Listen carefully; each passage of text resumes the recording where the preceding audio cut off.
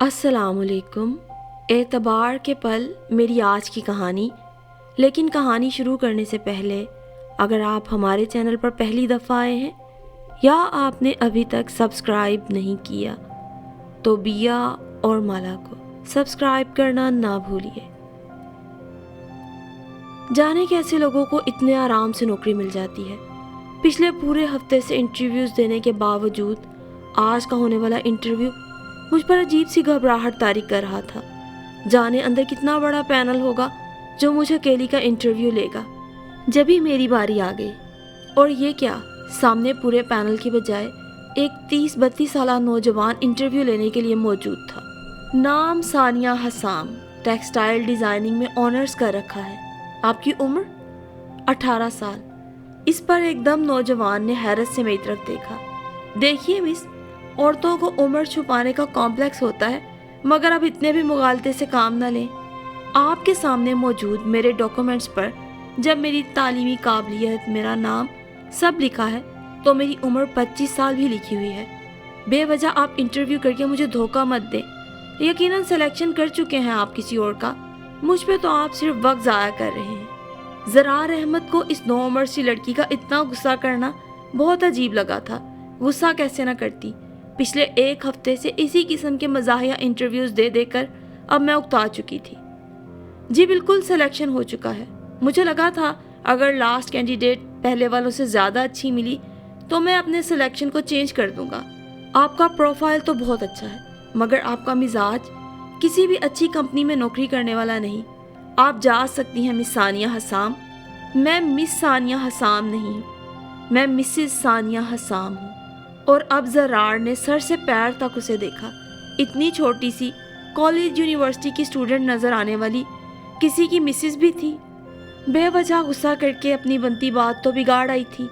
मायूस घर लौटी। तायम्मा को मुझसे सवाल पूछने की ज़रूरत नहीं रही। मेरे चेहरे पे ही मायूसी सब थी। पिछले इतवार के अखबार में आई तमाम नौकरियों पर अप्लाई कर चुकी थी।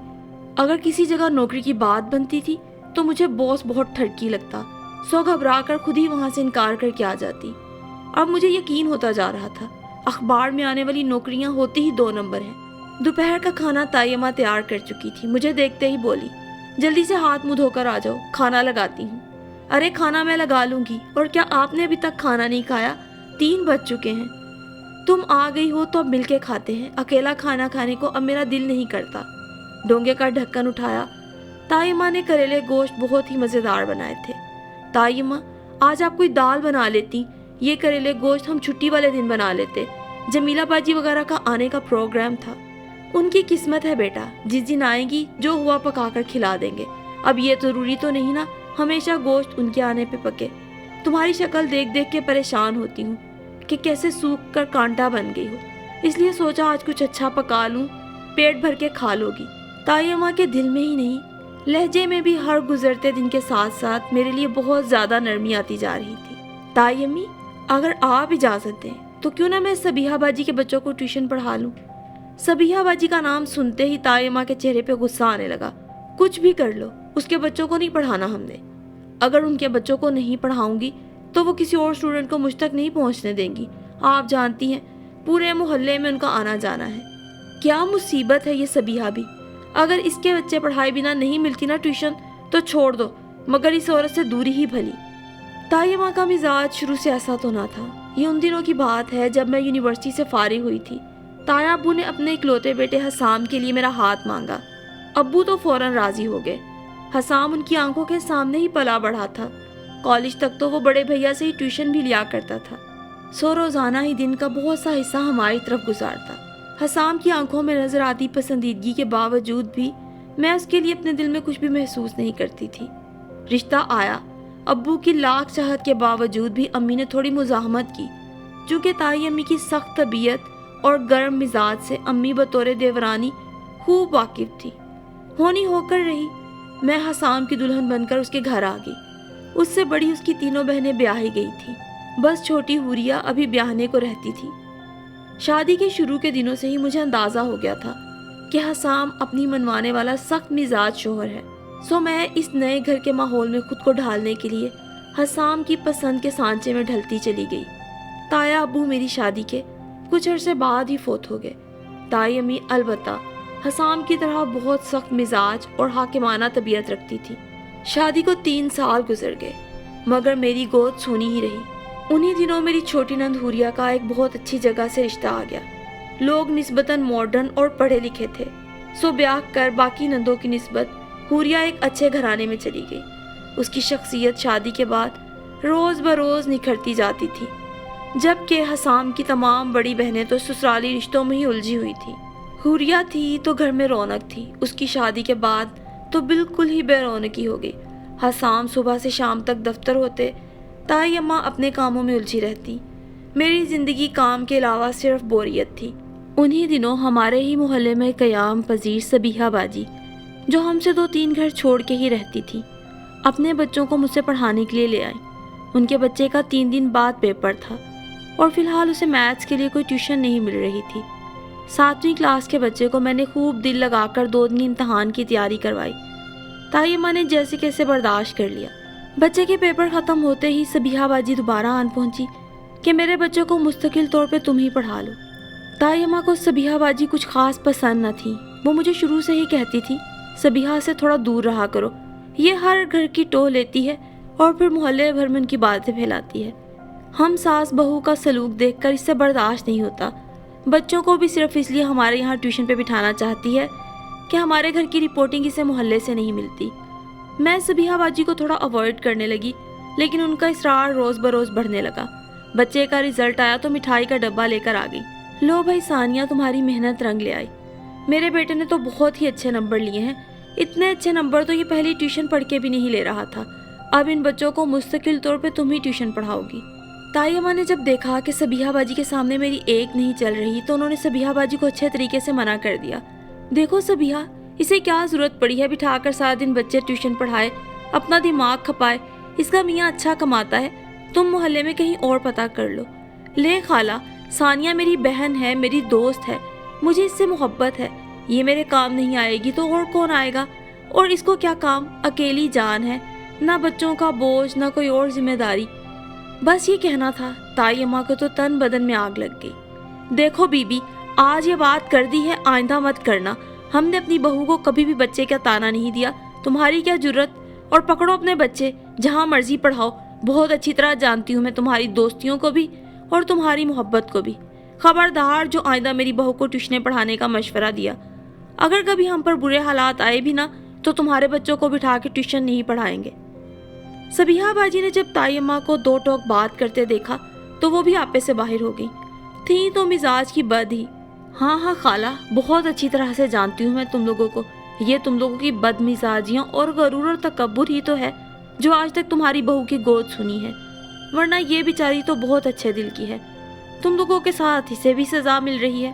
اپنا سب غبار اور غلاظت نکال کر سبیحہ باجی تو اپنے گھر چلی گئی، لیکن میری پوری شام اور پھر پوری رات کانٹوں پہ گزری۔ عجیب طرح کے خوف اور خدشات میرے دماغ میں سر اٹھانے لگے۔ کتنے آرام سے کوئی کسی کی ہستی بستی اور پرسکون زندگی میں اپنے زہریلے الفاظ سے کانٹے بوسھ سکتا ہے، سبیحہ باجی نے آج یہ ثابت کر دیا تھا۔ خیر کچھ دن کے بعد سبیحہ باجی کی ان سب باتوں کا اثر بھی میرے ذہن سے جاتا رہا۔ البتہ میرا یا تائی امی کا سبیحہ باجی سے اب کوئی بھی تعلق نہ رہا تھا۔ حسام تو شادی سے پہلے ہی مجھ سے محبت کرتے تھے، لیکن میرے دل میں ان کے لیے کوئی خاص جذبات نہیں تھے۔ نکاح کے بندھن میں بندھتے ہی میرا دل ان کے نام سے ہی دھڑکنے لگا تھا۔ روز و شب اب ان کی ایسی عادت ہو گئی تھی کہ ان کے بغیر میں زندگی کا تصور ہی نہیں کر سکتی تھی۔ اور ایک بات تو طے تھی، حسام جیسے بھی تھے، تند مزاج یا سخت مزاج، مگر ان گزرے 5 سالوں میں انہوں نے کبھی بھی مجھے بے اولادی کا تانا نہیں دیا تھا۔ میرے پریشان ہونے پہ بھی ہمیشہ یہی کہتے، اگر اللہ تعالیٰ نے نصیب میں اولاد لکھی ہوگی تو دے دے گا، اور اس کی مرضی کے سامنے انسان کا کیا زور چلتا ہے۔ ان کے یہ سادہ سے الفاظ ہی میرے لیے بہت تسلی بخش ثابت ہوتے۔ انہی گزرتے دنوں میں ایک شام حسام اپنے دفتر سے بہت خوش واپس لوٹے۔ ان کی کمپنی انہیں کسی ٹریننگ کے لیے دبئی بھیج رہی تھی۔ یہ سنتے ہی میرے اور تائی امی کا تو دل ڈوبنے لگا۔ ہم ان کے بغیر زندگی کا تصور بھی نہیں کر سکتے تھے۔ تائی امی نے تو اتنے سالوں میں ایک دن بھی اپنے بیٹے کے بغیر نہیں گزارا تھا۔ وہ تو مجھ سے زیادہ پریشان تھی، لیکن حسام بہت خوش تھے کیونکہ اس ٹریننگ کے بعد انہیں اپنا مستقبل اور بھی شاندار نظر آ رہا تھا۔ चुनाचे मुझे और ताई अम्मा को सब्र की और हौसले की तलकीन करते एक शाम दुबई रवाना हो गए। ताई अम्मी ने पूरी रात जाए नमाज पर दुआएं करते गुजारी। उम्मीद तो ये थी कि सुबह हसाम के खैरियत से पहुंचने का फ़ोन आएगा, मगर जो फ़ोन आया उसने गोया हमारे लिए तकालीफ के नए दर वाह कर दिए। उनके एमडी के पर्सनल असिस्टेंट शमशेर खान ने फ़ोन करके बताया कि हसाम वहाँ स्मगलिंग के केस में गिरफ्तार हो गया है। उसके तमाम डॉक्यूमेंट्स यानी पासपोर्ट और कंपनी में मुलाजमत के तमाम कागजात वाला हैंड बैग भी मिसिंग है। सो हम फ़ौरन दुबई में उसके बताए नंबर पर राब्ता करके उसकी ज़मानत और वकील का बंदोबस्त करें। मुझे लगा था कि मेरे पाँव के नीचे ज़मीन भी हिल रही हो जैसे। ये सब तो कंपनी की जिम्मेदारी है, हम दो ख़वातीन क्या कर सकते हैं?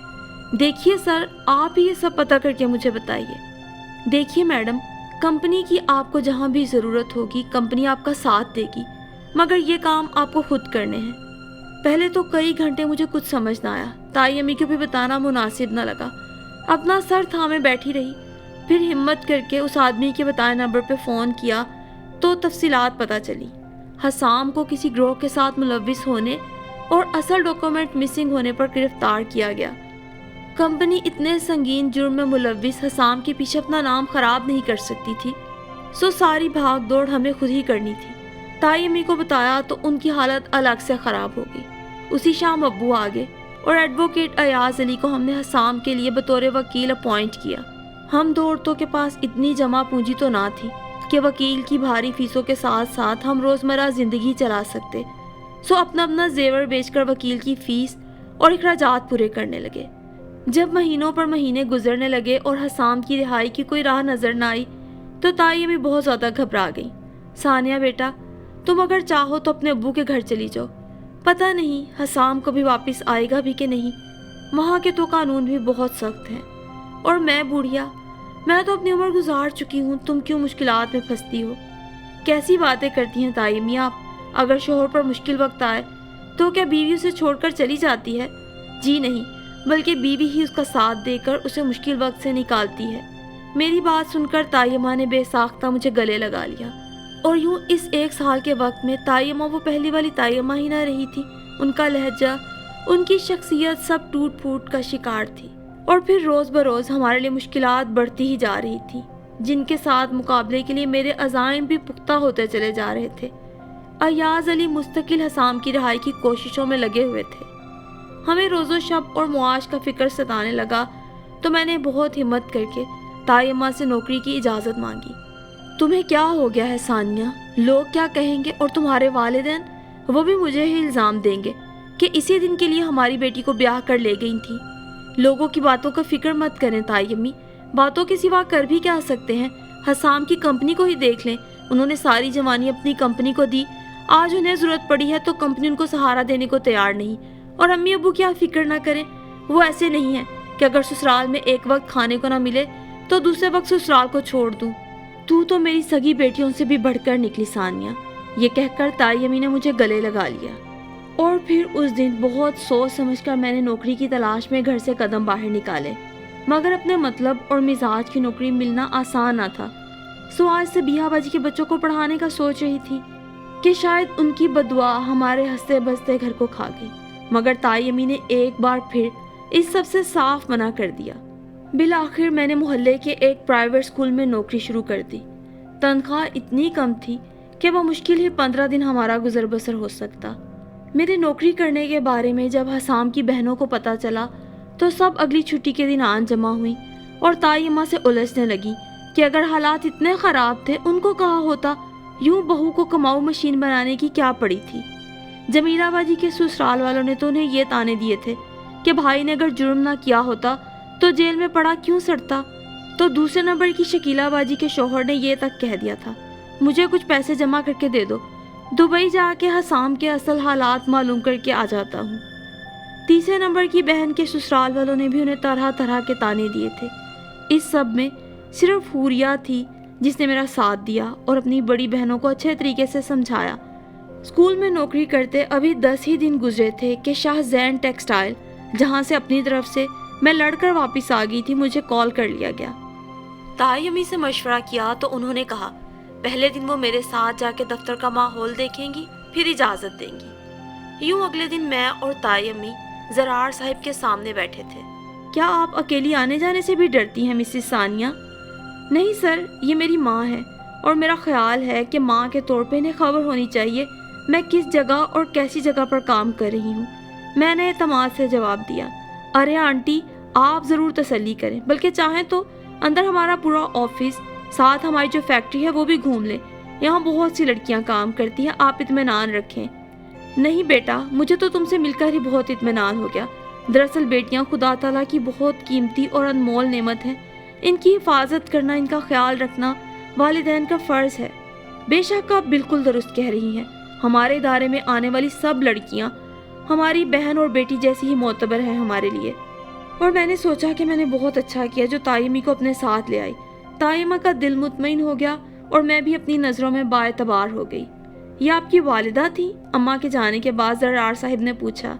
मेरे शोहर की वालिदा हैं, मेरी भी माँ ही हैं, बल्कि मेरे लिए तो अब ये माँ से बढ़कर हैं। वाह जनाब, खुदा सब लड़कियों को ऐसी हिदायत दे कि वो सास को माँ से बढ़कर जाने।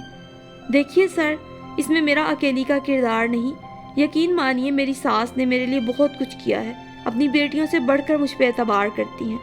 आपके शोहर क्या करते हैं? वो बाहर के मुल्क में होते हैं। यानी आप शौकिया मुलाजमत करने आई हैं? नहीं, आप शौकिया नहीं कह सकते, अभी तो मेरे शोहर वहाँ गए हैं।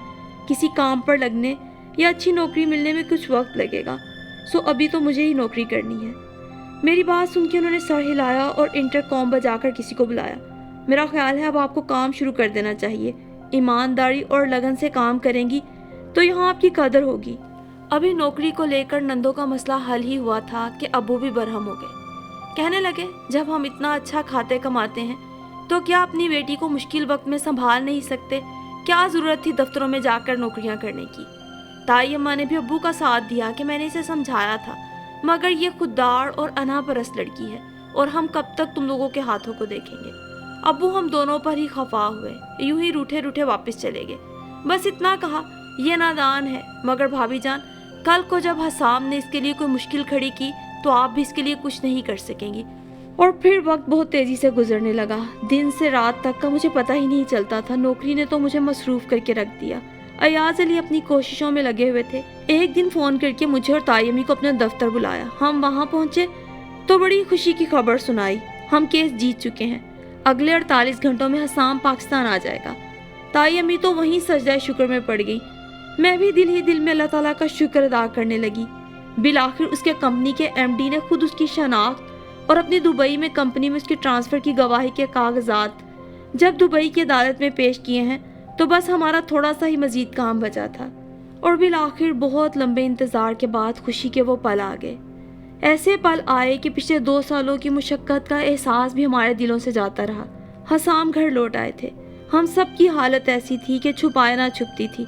हसाम भी कभी ताई अम्मी की गोद में सर रखता, कभी उनके हाथ चूमने लगता तो कभी आंखों से हाथ लगाता। अम्मा, परदेस में आपकी दुआओं का आसरा हर कदम मेरे साथ रहा। बहनों से कितनी देर तक हंस हंस कर बातें करता रहा, उनके बच्चों को प्यार किया, उनके साथ जी भर कर खेला।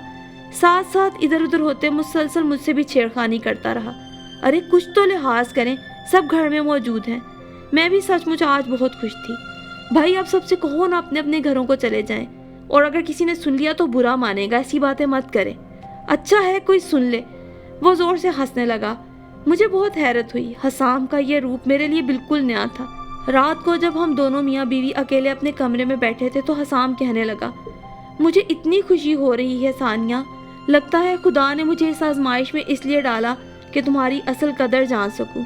तुमने कितने अच्छे तरीके से मेरी हर मुश्किल को संभाला, मुझे फ़ख्र है तुम पर। सुबह रोज़ की तरह मेरी जल्दी ही आंख खुल गई। कितनी देर बिस्तर पर लेटे लेटे छत को घूरते हुए सोचती रही कि आज क्या करना चाहिए। आखिर बिस्तर से निकल ही आई। किचन की तरफ जाते जाते ताई अम्मी के कमरे में झांका तो वो कुरान पाक की तिलावत में मसरूफ़ थी। आज दफ्तर ना जाना सानिया, उन्होंने जैसे मुझे हुक्म दिया। उनका ये लहजा मैंने बहुत ही कम सुना था। जी अच्छा ताई अम्मी, मैं कितनी ही देर उलझन में खड़ी रही। और अब जाओ तो पहले हसाम से पूछ लेना, अब तुम्हारी तरफ से मेरी जिम्मेदारी ख़त्म हो गई। ठीक है ताई अम्मी, जैसे आप कहें। मुझे इस बात पर हैरत हुई। ताई अम्मी जानती थी कि वो जैसे कहेंगी मैं वैसे ही करूँगी। پھر آج ضرورت سے زیادہ سنجیدہ اور حکمیہ انداز کیوں اپنایا انہوں نے؟ حسام، اب کیا آپ پھر اسی کمپنی میں جاب کریں گے؟ شام کو چائے پیتے ہوئے میں نے ان کا موڈ دیکھ کر پوچھا۔ ان کمپنی والوں کو تو میں پلٹ کر بھی نہیں دیکھوں گا۔ میں نے کتنا عرصہ اس کمپنی کی خدمت کی، انہوں نے مشکل وقت میں مجھے پہچاننے سے بھی انکار کر دیا۔ میں دیکھ رہی تھی حسام کا مزاج بہت چڑچڑا ہو گیا تھا، صبر و برداشت کی کافی کمی ہو گئی تھی ان میں۔ اتنا عرصہ بے وطنی اور بے سکونی نے ان کی طبیعت میں عجیب سی وحشت بھر دی تھی۔ کوئی بات نہیں، آپ کہیں اور جاب ڈھونڈ لیجیے گا، اب اس کمپنی اور اس قصے کو بھول جائیں۔ میں نے نرمی سے انہیں دیکھتے ہوئے مسکرا کر کہا۔ اماں کو چائے دی ہے یا نہیں؟ اسے ایک دم اماں کا خیال آیا تھا۔ کیوں بھول گئے؟ کیا انہیں چائے پہنچائے بغیر پہلے میں خود کبھی آرام سے بیٹھ کر چائے پیتی ہوں؟ بھائی اتنے دن گزر گئے، آدمی کے انداز و اطوار بدل بھی تو سکتے ہیں۔ پتہ نہیں اس نے تنہائی اور در بدری میں کیا کیا سوچ لیا تھا۔ یہاں کچھ نہیں بدلا، آپ تسلی رکھیں۔ میں نے ہنس کر انہیں اطمینان دلانا چاہا۔ ہر روز حسام سے ملنے والوں کا تانتا بندھا ہوا تھا۔ ہفتہ گزر گیا تھا مگر آنے جانے والوں کا رش کم نہ ہوا تھا۔ اس دن بھی حسام کے محلے کے تمام دوست آئے ہوئے تھے۔ رات گئے تک بیٹھے رہے۔ میں چائے بنانے کے بعد کھانا بنانے میں مصروف رہی۔ رات کے 11 بج گئے۔ تائیمہ نانا کرتے بھی مسلسل میرے ساتھ مصروف رہی۔ بالآخر مجھے بھی کچن کی جان چھوڑ دینے کی تلقین کرتی ہوئی نماز پڑھنے چلی گئی۔ میں نے بچے ہوئے سالن نکال کر فریج میں رکھے کچن کو بالکل سمیٹ کر اپنے کمرے کی طرف جا رہی تھی کہ ڈرائنگ روم سے باتوں کی آواز آ رہی تھی۔ سوچا ابھی بھی اس کے دوست بیٹھے ہوئے ہیں، نہ جانے کب آنکھ لگ گئی۔ رات گئے آنکھ کھلی، حسام ابھی بھی کمرے میں نہ تھے۔ یہ سوچ کر کہ حسام تو فوراً کمرے میں آ جاتے ہیں اور اتنی رات ہو گئی، اللہ خیر کرے تائیمی کی طبیعت نہ خراب ہو گئی ہو، میں فوراً بستر سے نکلی۔ باہر آئی تو حسام لاؤنج میں بیٹھے سگریٹ پہ سگریٹ پھونک رہے تھے۔ سگریٹ کی لت بھی انہیں جیل میں گزارے ایام میں ہی لگی تھی اور اب تو بالکل چین سموکرز کی طرح پیتے تھے۔ کیا ہو گیا؟ کیا سونے کا ارادہ نہیں؟ اور یہ کیا آپ اتنے سگریٹ پی رہے ہیں؟ تو کیا تمہارا خون پی جاؤں؟ حسام کی آنکھیں لال ہو رہی تھی۔ کیا ہو گیا حسام؟ تم نے کیا سوچا تھا؟ باہر چلا گیا ہوں تو مر گیا ہوں، اب کبھی واپس نہیں آؤں گا۔ جو تم اپنی نئی دنیا بسانے نکل پڑی، مردوں کے ساتھ نوکری کے نام پر، یہ کیا رگڑیاں مناتی رہی ہو تم؟ میرے دوست بھی آج مجھ پر تھوک کر گئے ہیں، مجھے غلط غلط باتیں سنا کر گئے ہیں کہ تیری تو بیوی ہی اب تجھے بٹھا کر کھلائے گی۔ اچھا، تو اپنے دوستوں کی 4 غلط باتیں سن کر آپ کو مجھ پہ شک ہونے لگا ہے؟ ان سے پوچھا آپ نے مشکل وقت میں کون آ کے کھڑا ہوا ہمارے ساتھ؟ احسان کیا تم نے مجھ پر، میری ذات اور میرے گھر پر، ایسا گھٹیا احسان۔ بس کر دے حسام، اب آپ میری برداشت کا امتحان لے رہے ہیں۔ میں نے ایسا کوئی غلط کام نہیں کیا تھا کہ کھڑی اس کی ڈانٹ سنتی رہتی۔ میرا جی چاہ رہا ہے نا کہ تمہارا خون پی جاؤں۔ اور پھر اس نے بہت اچانک ایک تیز تھپڑ گھما کر میرے منہ پہ رسید کیا۔ آنسو میری آنکھوں سے نکلنے کو بےتاب تھے۔ معلوم نہیں تکلیف تھپڑ کی ہوئی تھی یا بے اعتباری کے اس پل کی جس نے آج حسام کو میری نظروں میں گرا دیا تھا۔ تم بدل گئی ہو، بالکل بدل گئی ہو۔ تم وہ ثانیہ نہیں رہی ہو جسے میں یہاں چھوڑ کے گیا تھا۔ صبح ہوتے ہی اس گھر سے چلی جانا۔ یہ کہہ کر وہ تیزی سے دروازہ کھولتا ہوا باہر نکل گیا۔ کیا آپ کو بھی لگتا ہے کہ لوگ یوں ہی بدل جاتے ہیں؟ یہ رشتے اتنے ہی بے مایا ہوتے ہیں، ان رشتوں کے لیے ہم اپنے خون کے رشتے چھوڑ آتے ہیں۔ ساری رات آنکھوں میں کاٹی، یہاں تک کہ اندھیرا میرے حواسوں پہ چھا گیا۔ اتنا روئی کہ اگر کوئی پتھر ہوتا تو شاید پگھل جاتا، مگر شوہروں کے دل شاید پتھروں سے بھی سخت ہوتے ہیں، یہ انسان نہیں ہوتے شاید۔ صبح تائی امی فجر کی نماز پڑھ کر لاؤنج میں آئیں۔ مجھے یوں بے حال صوفے پہ بیٹھے دیکھ کر گھبرا گئی۔ ثانیہ، میری بچی کیا ہوا؟ حسام کدھر ہے؟ یہاں کیوں بیٹھی ہو اس طرح؟ بس میرا حوصلہ جواب دے گیا۔ تائی امی کے کندھے پہ سر رکھ کر پھوٹ پھوٹ کر روتی رہی۔ تائی امی بھی بڑی بے چینی سے میرے چپ ہونے کا انتظار کرتی رہی، مجھے حوصلہ دیتی رہی۔ ہمت جمع کر کے میں نے انہیں ساری رودات سنا دی۔ ایسے کیسے؟ وہ تمہیں یہ سب کہہ سکتا ہے؟ فکر نہ کرو، میں سیدھا کر لوں گی اسے، تم بس خاموش رہنا جب میں اس سے بات کر رہی ہوں۔ جیل میں گزارے وقت نے اسے مزید بد مزاج اور چڑچڑا سا کر دیا ہے، تم سمجھ سکتی ہو ثانیہ۔ تم ابھی تک دفع نہیں ہوئی یہاں سے؟ حسام اٹھ کر آیا، مجھے لاؤنج میں بیٹھے دیکھ کر رات والے لہجے میں ہی بولنے لگا۔ ایسے کیسے ذرا سی بات پہ تم اسے یہاں سے نکال دو گے؟ یہ اس کا بھی گھر ہے، ذرا ٹھنڈے دل سے بات کرو، تمہاری بیوی ہے، بیٹھ کر بات کرو گے نا تو تمہاری سمجھ میں بھی آ جائے گی۔ ताई अम्मा आहिस्ता आहिस्ता अपने लहजे को नरम करती उसे समझाने लगी। ज़रा सी बात कह रही हैं आप, मेरे दोस्त रात मेरी हंसी उड़ाकर चले गए, लोग मजाक बनाने लगे हैं मेरा, और मैं वावेला ना मचाऊं। और आप बराए मेहरबानी हमारे इस मामले से दूर रहे, मेरा दिमाग बहुत ज़्यादा ख़राब हो गया है। लोगों के दिमाग से सोचोगे, दोस्तों के कहने पे घर बर्बाद करोगे। तुम्हें तो फ़ख्र होना चाहिए, इतनी नेक बीवी मिली है, तुम्हारे पीछे कैसे इसने सारे हालात संभाले। फ़ख्र करूं इस बात पर कि मेरे बाद ये गैर मर्दों के साथ उठती बैठती थी, जाने क्या क्या और काम करती थी। हाँ, काम करती थी, मेहनत करती थी, कोई ऐब नहीं मेहनत, ऐब और मेहनत। तफरीक करती थी अम्मा, ये लोग ठीक कहते हैं, मर्द सर पे ना हो तो औरत यूं ही बेलगाम और आज़ाद हो जाती है। हसाम की बातें सुनकर मेरी रगें भी तनने लगी, मुझ पर वहशत तारी होने लगी। होश में हो तुम हसाम?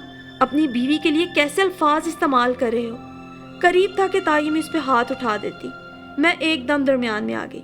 छोड़ दें ताई अम्मी, सब छोड़ दें, इसलिए कि मैं सब कुछ छोड़ रही हूँ। और उस वक्त मैं हसाम की तरफ मुड़ी। हसाम, मुझे रात ही चले जाना चाहिए था, मगर मुझे क्या पता था, मैंने रात को तुम्हारे जहन की गलाजत तो नहीं देखी थी। हाँ, मैं तुम्हारे साथ हर दुख सुख सह सकती हूँ, मगर तुम्हारे मुंह से अपनी किरदार कुशी बर्दाश्त नहीं कर सकती। लम्हे भर को मैं उसकी तरफ मुड़ी। तुम और तुम्हारी गंदी सोच, एक दिन जरूर तुम ख्वार होगे। उंगली उठाकर मैंने उसे बददुआ दी। अपने कमरे में जाकर एक बैग खींचकर इधर उधर से अपना सामान समेटकर उसमें भरने लगी। हसाम भी राह में आई तमाम चीज़ों को ठोकरें मारता घर से बाहर निकल गया। सानिया, ठहर जाओ, रुक जाओ, यूं नादान मत बनो, तुम्हें अल्लाह का वास्ता है। ताई अम्मी मेरे पीछे पीछे लपकी। अरे ताई अम्मी, अल्लाह का वास्ता अपने बेटे को दें, उसे कुरान की आयत पढ़कर सुनाएं, कोई हदीस खोल कर दिखाएं, उसे बताएं पाक दामन औरतों पर इल्ज़ाम लगाने वाले का क्या अंजाम होता है। मेरे पूरे जिस्म में ज़लज़ले जैसा इर्तियाश था, अपने आप पे मेरा काबू ही नहीं था। ताई अम्मी भी बाकायदा रोई जाती थी। ओह मेरे अल्लाह, मेरे हंसते बसते घर को किस हासिद की नज़र लग गई। घर से बाहर निकली तो आगे गली की नुक्कड़ पे ही हसाम खड़ा था, शायद मेरे घर से निकलने के इंतज़ार में ही था। मैं बहुत बाएतमाद और मजबूत कदम उठाते उसके आगे से गुजर गई। रिक्शा लिया और अब्बू के घर आ गई। अब्बू के सामने खड़ी थी, उन्होंने अपना दस्ते शफकत मेरे सर पे रखा, बोले तो बस इतना, इसी दिन से डरता था। मेरी हालत कुछ बेहतर हुई तो अम्मी अब्बू को सारी बात बताई। तुम फिक्र मत करो सानिया, दरअसल हमारे मुआशरे में मर्द पर मुआशरे का कुछ ऐसा ही बोझ है, उसे बीवी, बेटी या बहन का नाम लेकर यूं ही ज़लीलो ख्वार किया जाता है। हसाम बुरा नहीं, मैं खुद उससे बात करूँगा। अम्मी भी समझाती तो मुझे ही, मैं लाख सर पटकती कि आखिर हसाम की इतनी जुर्रत कैसी हुई, जिंदगी के इस हिस्से में आके उसने मुझसे इतनी बदसलूकी की। ताई अम्मी आ गई। हसाम शर्मिंदा है, बहुत थका हुआ लहजा था ताई अम्मी का। मैंने उसे समझाया है, उसे सारी बात समझ आ गई है, उसे तुम पे एतबार है। आपकी बातों पे एतबार आया, मुझ पर तो ना आया ना। बेटा, पहली गलती माफ़ कर दी जाती है, फिर तुमने नाराज़गी ख़त्म कर दी ना। थोड़े दिन बाद ताई अम्मी ने आकर फिर यही तकरार शुरू कर दी। यही बातें वो आके खुद क्यों नहीं मुझसे कहता? तुम घर आ जाओ, वो तुमसे ये सब बातें ज़रूर कहेगा। ताई अम्मी, अगर वो शर्मिंदा होता तो खुद चलकर मुझे लेने आ जाता। मैं आ गई हूँ ना, मैं उसकी माँ हूँ, मैं जो तुम्हें लेने आ गई हूँ। प्लीज़ ताई अम्मी, मुझे कुछ दिन दें सोचने के लिए। और ताई अम्मी फिर से नाउम्मीद होकर लौट जाती। और शादी के 7वें साल, अब जब मुझे ये लगने लगा था कि मेरी दुआएं कबूल ही नहीं होती, मैं खुद को दुनिया में बिल्कुल बेआसरा और तन्हा महसूस करने लगी थी। अल्लाह ताला ने मेरी सब दुआएं सुन ली। मैं माँ बनने वाली थी। बहुत देर तक मुझे यकीन नहीं आया, कई घंटे रोती रही। ताई अम्मी को पता चला तो दौड़ी दौड़ी चली आई। बस अब फौरन उठकर मेरे साथ चली चलो, आएगी, अब तो घर ही वापस आएगी। आप शाम को इसे लेने आइएगा, ये अपना सामान वगैरह भी समेट लेगी, खुद भी ढंग से तैयार हो जाएगी। अम्मी ने ताई अम्मी को यकीन दिलाकर वापस भेज दिया। हो सके तो हसाम को भी साथ लेती आइएगा। अब्बू जो ताई अम्मी को दरवाजे तक छोड़ने जा रहे थे, हल्की सी आवाज़ में उन्होंने बस इतना ही कहा, तुम यकीन रखो वो बहुत खुश है, सानिया की वापसी की उम्मीद दिल में बिठाए घर से जाए बैठा है। ताई अम्मी का जवाब अब्बू भी समझ गए थे कि हसाम मुझे लेने नहीं आएगा। वो शर्मिंदा तो है सानिया, मैंने उसे सब तफसील से बताया था। अब्बू मुझे तसल्ली देने लगे। आप गए थे उसके पास? आप क्यों गए थे उसके पास? यही कहने कि उसने जो हरकत की वो अच्छी नहीं थी। अम्मी भी कहने लगी, देखो अल्लाह ताला ने तुम दोनों को जोड़े रखने के लिए कैसी खूबसूरत जंजीर भेजी है। बेटी अब तुम अपने फैसले पे गौर करो। बड़े शायद ठीक ही कहते हैं, बड़ों का यही फ़र्ज़ होता है और हसाम को एक मौका देना तो बनता ही था। और यूं सब बड़ों की बात मानकर मैंने उसी शाम घर वापस आने की तैयारी की। हसाम सचमुच पूरा घर सजाए बैठे थे। मेरी पसंद की कई चीज़ें ला कर रखी थी, चंबेली की कलियां, कांच की चूड़ियां, चॉकलेट, चिप्स, आइसक्रीम, ढेर सारे माल्टे और फल। मैं भी बहुत खुश थी।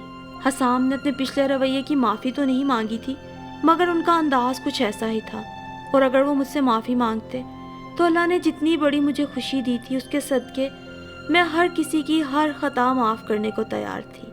मुझे यकीन नहीं आ रहा इतने अरसे बाद अल्लाह हम पर कैसे मेहरबान हुआ। रात खाने वगैरह के बाद जब हम अपने कमरे में तन्हा थे तो अचानक हसाम ने कहा, ये तो अल्लाह की रहमत है, कभी कभी अल्लाह यूं भी करम करता है। आपने देखा नहीं, लोगों के यहाँ तो शादी के 15-20 सालों बाद भी औलाद हो जाती है। सान्या, एक बात बताओ, मैं इतने अरसे पाकिस्तान नहीं रहा, मेरे दिल में एक वहम सा उठता है, ये मेरा बच्चा ही है ना?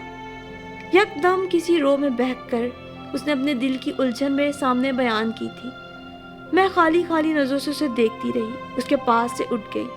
उसने भी शायद ये बात जानबूझ के नहीं कही थी, गैर इख्तियारी तौर पर उसके मुंह से निकल गई थी, और उसके मुंह से निकलने वाली बात गैर इख्तियारी ज़रूर थी, मगर उसके दिल में बैठा शक गैर इख्तियारी नहीं था। मैं उससे दूर हो गई, बहुत दूर जाकर सोई। सुबह होते ही चुपचाप अपना सामान समेटा और मेके वापस चली आई, इस अहद के साथ कि मैं अब हसाम को कभी माफ़ नहीं करूँगी, चाहे वो खुद 20 बार मनाने आए। मैं खुद मुख्तार थी, अभी मैंने नौकरी भी नहीं छोड़ी थी। सोचा अब दोबारा से अपनी नौकरी शुरू करूँगी, माँ बाप पे बोझ नहीं बनूँगी। मैं ये समझती थी मैंने ज़िंदगी का बेहतरीन फ़ैसला किया। वक्त गुजरता रहा, सब ने अपने तौर पे कोशिश की, मगर मेरी ना हाँ में ना बदली। अल्लाह ने मुझे एक परियों जैसी बेटी से नवाजा। हसाम की दूसरी शादी हो गई, मगर वो बेऔलाद रहा, और मैं ये सोचकर पहाड़ सी ज़िंदगी तन्हा गुजार गई कि जहाँ एतबार का एक पल भी मुयस्सर ना हो, वहाँ कौन शक के साए में ज़िंदगी गुजार सकता है। कोई औरत भी हर दिन अपने शोहर को अपनी औलाद के जायज़ होने का यकीन नहीं दिला सकती। मैं पुरएतमाद थी, आज तक अपनी नज़रों में सुरखरू थी, मगर आज 20 साल बाद मेरी बेटी दुआ हसाम ने मेरे सामने अजब सवाल खड़ा कर दिया है। आपको समझौता करना चाहिए था अम्मी, एक ज़रा सा शक ही तो आया था बाबा के जहन में, आप थोड़ा बर्दाश्त कर लेती। औरतें तो जाने ससुराल और शोहर के कैसे कैसे जुल्म सहती हैं, मगर सिर्फ अपनी औलाद के लिए घर टूटने नहीं देती। और देखें, आज आपके गलत फैसले के बाइस मेरी सास मेरे शोहर के सामने मुझे कैसे कैसे ताने देती हैं कि जिस औरत ने अपनी अय्याशियों के लिए अपना घर बर्बाद कर दिया, उसकी बेटी कैसे अपने शोहर और घर की इज्जत बनाए रखना जानती होगी।